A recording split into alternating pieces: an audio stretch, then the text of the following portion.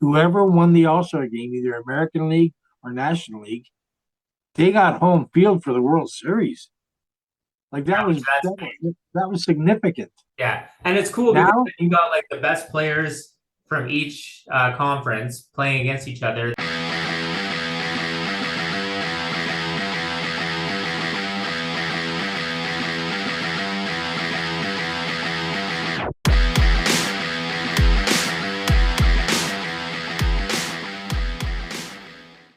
Welcome back, sports fans. This is the Outer Bounds Sports Podcast with your hosts, Cody and Don.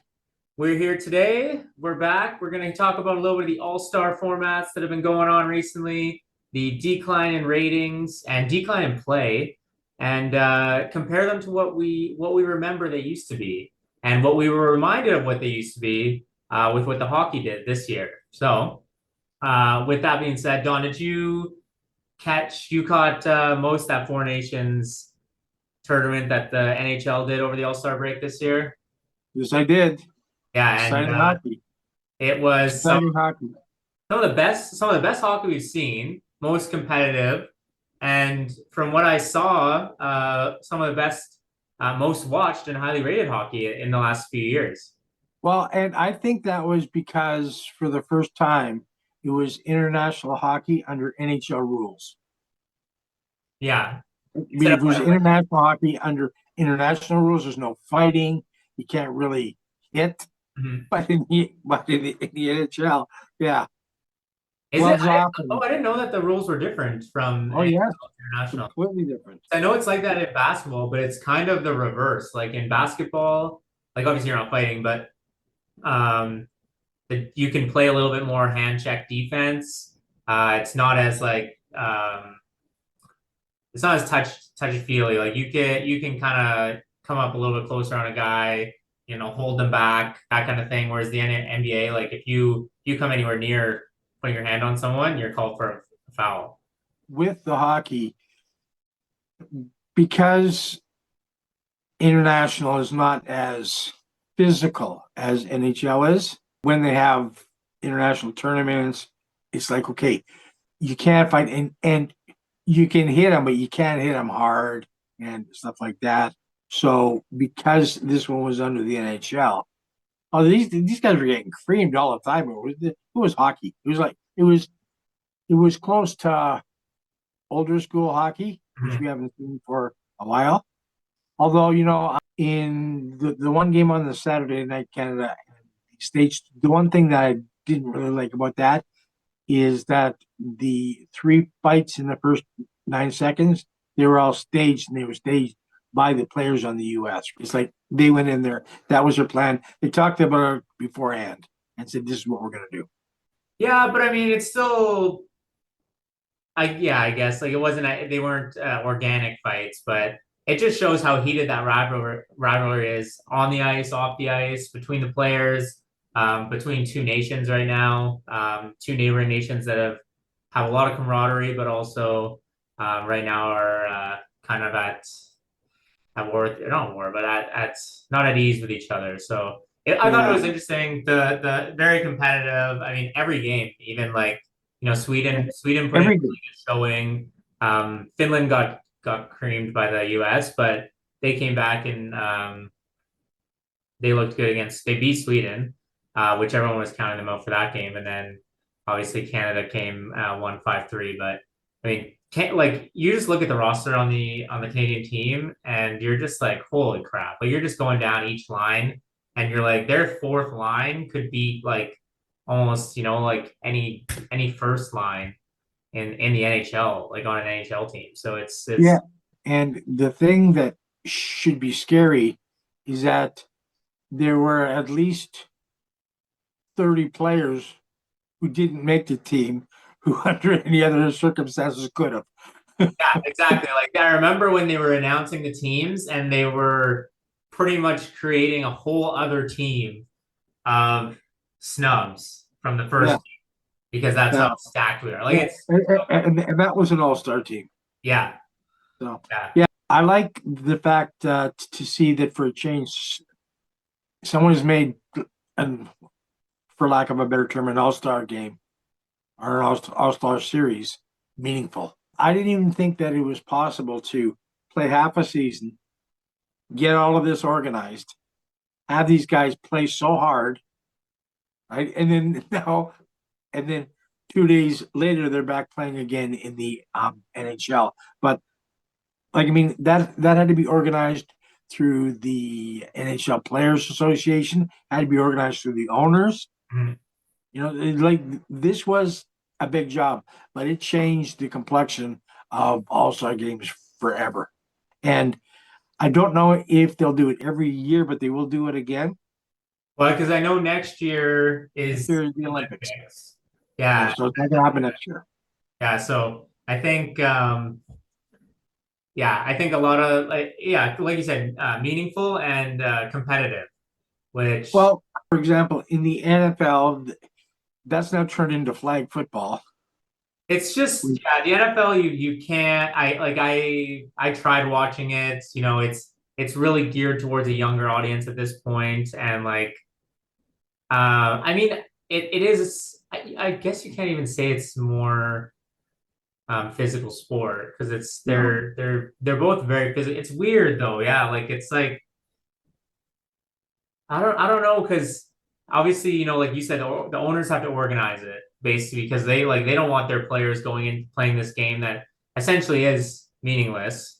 It's like and playing hard and getting hurt, right? You don't want someone to tear their ACL playing in the Pro Bowl and then miss the first whatever 5-6 weeks of the NFL season when they're getting paid $30 million a year.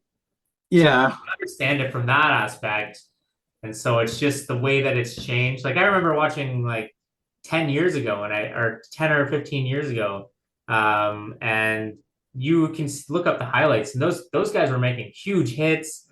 They were going down the field and just creaming other guys. Like I guess I don't know if is that the mindset of the players that's changed over the years? Is it just the amount of knowledge we've gained on sports injuries and concussions specifically, or like maybe like the games weren't worth it? I don't know. I guess there's a lot of factors that go into it.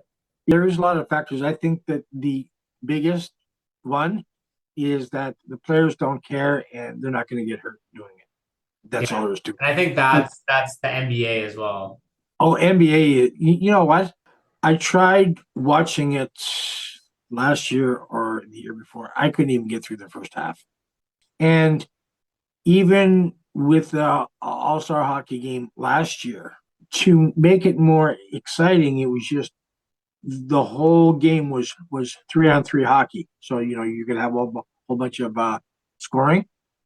But it was just, it really wasn't that great. As for baseball, you know what? They had it mean something. And then they dropped it. Whoever won the All-Star game, either American League or National League, they got home field for the World Series. Like that was significant. Yeah, and it's cool because you got like the best players from each conference playing against each other. They don't know if their team's even going to make the World Series, but it's still like you have that opportunity to determine the outcome, which is I really like that concept too. Yeah, the other thing I liked about what the NHL did, because all All-Star games, the players are picked by the fans casting votes, right? Well, the NBA is a mix, right? Like the NBA does 50% is based off fan vote, and then the rest of it is media vote and players vote. So that's for the starters, and then the reserves are voted on by the coaches.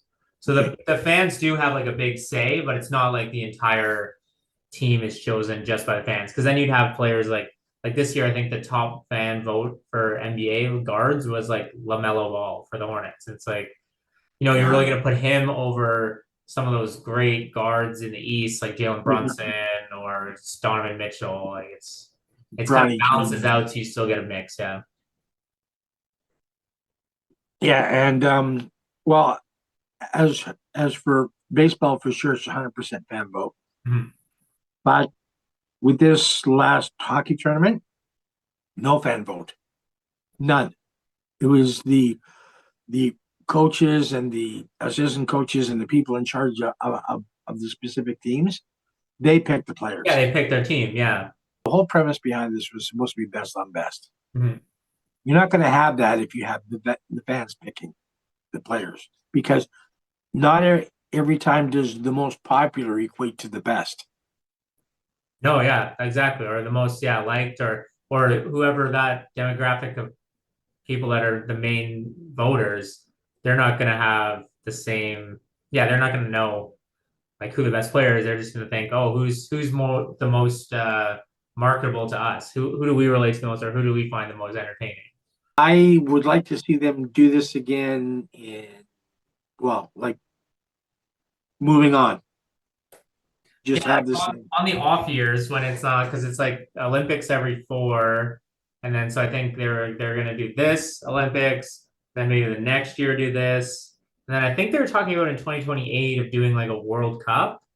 I don't know if that would be part of the All-Star, like a Hockey World Cup. I don't know if that would be part of the All-Star break or the off season, or if they would take the same amount of time that like an Olympic break, because the Olympic break in hockey that really messes up the season, right? Because it's in the middle of, it's like all of February pretty much, right? Or no, 2.5 weeks of February.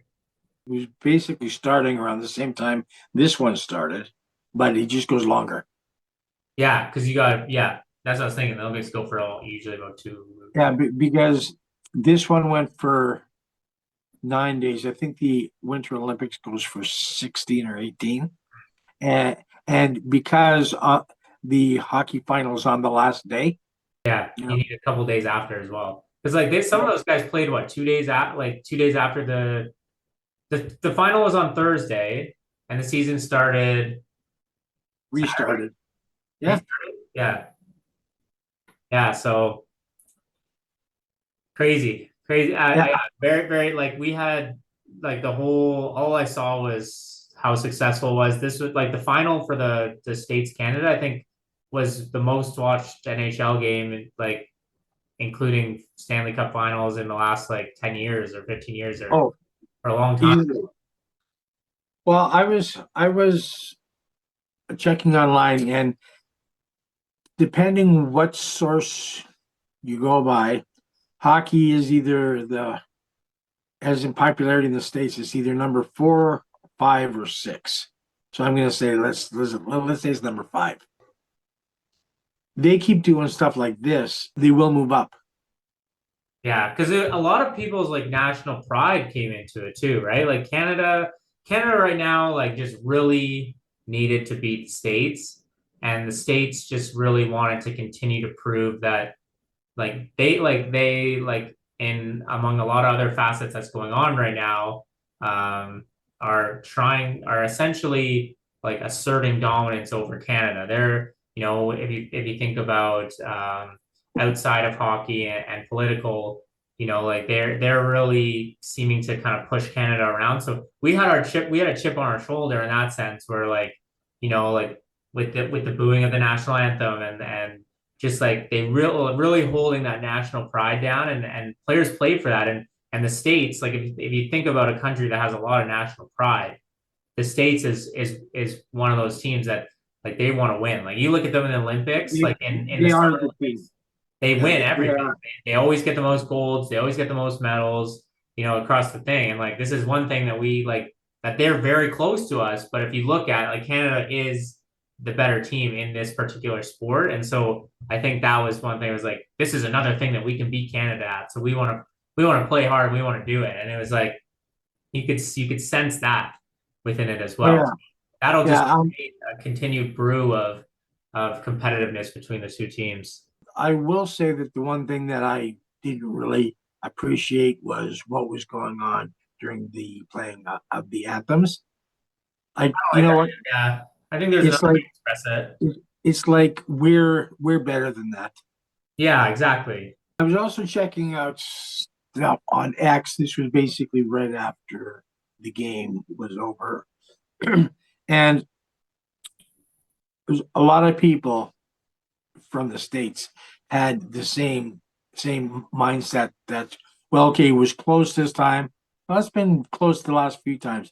So, It only beat like, them I in mean, 2010. It was an overtime winner again. Like it was like yeah. game. Yeah. So, yeah. So it's been close for a while. And as well, you know what? 2026, we're going to be there. We're going to be bigger. We're going to be stronger. We're going to be better. And I'm thinking, what, in Canada's not? Yeah. Like, they're going to be working to improve too, you guys. Yeah. And our players are gonna like Bedard will be up there soon too, and Yeah. Crosby will move on, but the young guys will continue to move up. Yeah, it'll be a great rivalry going into the Olympics, and it's unfortunate because if you look at the other team, the other powerhouse that would have been fun to see in this tournament that we won't get to see for a while, and that's Russia. Yeah. And I'm sorry, but you know what? Sports has nothing to do with politics. I think you got to be able. It's unfair to the players that like that are missing out on these opportunities and missing out to represent represent their nation as well, just because of what's going on the global stage. So Russia Well, would have been fun in that tournament, just because you got Ovechkin, you got Malkin, you got a lot of great Russian players that would make it interesting as well. I'm at the point where you have sanctions on them. You're trying to hurt them economically. You're trying to hurt them this way, that way. Um, the hockey players have nothing to do with what's happening outside of their country. So why are you penalizing them? Mhm.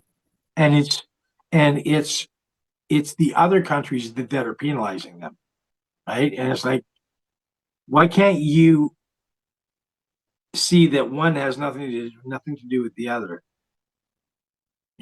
So to me, that's just absolute foolishness. But Yeah, you know what?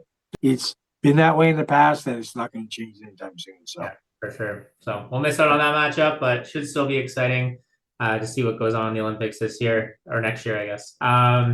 Yeah. So yeah, like we said, I think a lot of the other sports can take note of this tournament, and I think come the off season, a lot of them will, and um, it'll be interesting to see who adopts this format, who takes their own variation of it, and how they do it moving forward. I mean, the NFL, I don't think will change. I think they'll continue to do their Pro Bowl games and have the tug of you know, war and do the flag football and all that stuff, the skills challenge, whatever. But I don't think you can. Yeah. see now, I was going to say the first league that I think will change is the NFL Oh, really? I don't. I can't. because the NFL is all about money and people watching and ads on TV and everything. So they're going to do something to make their game more exciting than it is. Yeah. Right? Yeah, Like they're all about money. That's all they care about is money. yeah, there's such like different time than everyone else's too, because everyone else does it like mid-season where they do theirs like right the week before the Super Bowl. Yeah. So they have theirs at the end of January or early February, Hmm. and then these guys don't play again until September, right? Let's kind of mash it up a little bit, you Yeah, I know? guess it's like the yeah, I mean I wouldn't be mad about it, but also I personally don't see it. It's like the bowl games too, like for college, like those are kind of like if you're not in any of those main bowl games, they're gonna contribute to the college playoffs. Like a lot of players, they won't even play. It's like why I'm not gonna blow out my knee or blow out my whatever um for this game when like it's gonna hurt my draft stock or it's gonna hurt how much money I make. Like I can't imagine a free agent NFL player at the end of the year is going to play hard. And like, what are they going to like? What are they playing for at that point, right? Because you'd have to be playing for pride and stuff, and which I just don't think that's in the game as much because all the players do care about is the money now. I guess as we're wrapping things up, that just shows a hockey player's mentality. Yeah, PK Subban, if you get a chance to read what he said about the format, he had a great outlook on that, and he was basically saying, yeah, contributing the mindset and the toughness of hockey It's a, players, consider it it's compared to any other sport. a whole different thing. It's like, you know what? No, no. I'm playing my ass off, and that guy over there is going down. Yeah, and I'm gonna play hurt. They're Yeah, basically gonna play unless they physically can't. Like if they're, yeah, like they're gonna unless they can't skate, they're gonna get out there and they're gonna play hard and they're gonna put on a tough performance and they're gonna make you feel it as well. So yeah. that was what was the biggest, I think, takeaway from this tournament was, yeah, that And just player how mindset. tough these guys are. It is the fastest sport out there as for team sports. Mhm. And it's the toughest. I think it is tougher to play hockey than it is to play football, just because it's nonstop action for starters, it's constant hitting, and it's 82 games as opposed to 17. Yeah. And then you play another 20 in the playoffs. at least 4, 8. Yeah. Yeah. So, yeah. So, anyways, all right. Yeah, interesting. We'll see what happens going forward. All right. How do we'll wrap this one up for today then. And if you guys haven't checked it already, make sure you check out our video on the Kansas City dominance over the last few years and their downfall as well. We made Don put together a really cool little mini documentary on Mahomes under siege. yeah, Patrick Mahomes and the Kansas City Chiefs. So make sure you check that video out on our channel. We'll have another video coming at you soon. And yeah, like the seasons are all coming to an interesting point after the All-Star break for all sports, I find, or mostly hockey and basketball right now. Things start to ramp up. Things start to get exciting. You get to see playoff seeds, and then you roll right into the playoffs, which last year is when we actually started this channel. And we did a very close, in-depth look at each playoff series for hockey and baseball and had a little bet on it as well. So we're coming up on a year for us, and that'll be exciting to kind of get back into. I'm actually going to a Raptors game later in the year. Are you? Yeah, in April, so that'll be fun. But yeah, so make sure you check us out. If you like this video, smash that like button, hit subscribe, and until then, take it easy. We'll see you next time. See you later.